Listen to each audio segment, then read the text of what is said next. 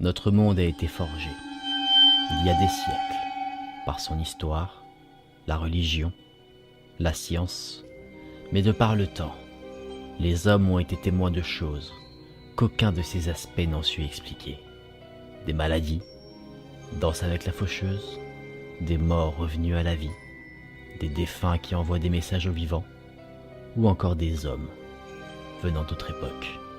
Et tout ce qu'on ne peut expliquer provoque la peur. Ces rencontres sont devenues des récits d'horreur, qui sont devenus des légendes. Jack l'Éventreur, l'apparition du diable, l'affaire du col Dyatlov, autant de récits côtoyant le mystère de nombreux autres.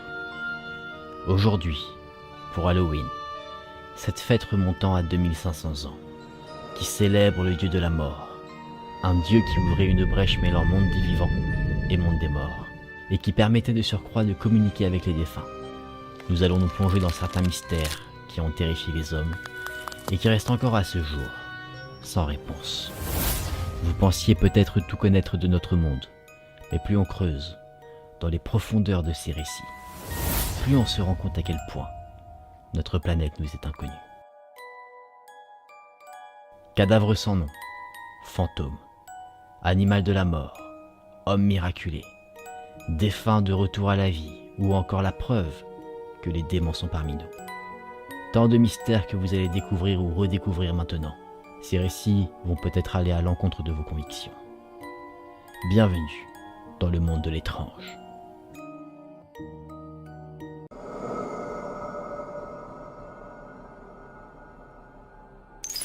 Oscar était un chaton comme les autres. Il avait élu domicile dans une maison de retraite où il a grandi en accompagnant les personnes qui se trouvaient dans ce lieu. Aux États-Unis, à Rhode Island, dans la Steerhouse Nursing, Oscar était un chat très peu amical. Il ne se laissait pas caresser, avait tendance à fuir les résidents, mais il y a bien un groupe de résidents que lui-même décidait d'approcher. Ces résidents-là étaient des résidents qui allaient trépasser sous peu de temps. Aujourd'hui, pour ceux qui travaillent dans la maison de retraite, c'est un fait. Quand Oscar se laisse câliner par un patient, le patient en question va perdre la vie prochainement. Mais vraiment très rapidement. Ça pourrait être dans les prochaines heures ou dans les prochains jours. We've noticed that if someone's in the dying process, he will curl up on the bed almost to comfort that person through their last hours. Oscar aurait offert sa présence à plus d'une centaine de patients qui seraient tous décédés. Est-ce que Oscar a un don et il arrive à pressentir le décès des personnes? Est-ce que c'est lui-même qui choisit quelles personnes vont mourir? Et c'est ce chat qui cache sous son aspect mignon la capacité de faire mourir quelqu'un? Ou alors, est-ce qu'il y a une raison plus rationnelle? Le fait peut-être qu'il arrive à sentir une odeur particulière venant des patients qui vont mourir prochainement, que ce soit peut-être des phéromones.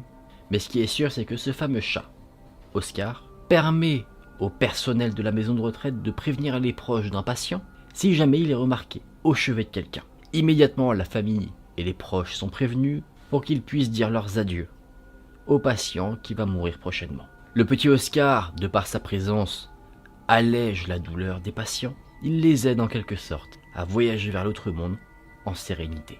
Il est aussi très bénéfique pour la famille ou les proches des patients qui vont mourir parce qu'il aurait une certaine aura, comme si sa seule présence rassurait ceux qui se trouvaient aux alentours de l'animal. Alors est-ce qu'Oscar est un ange gardien?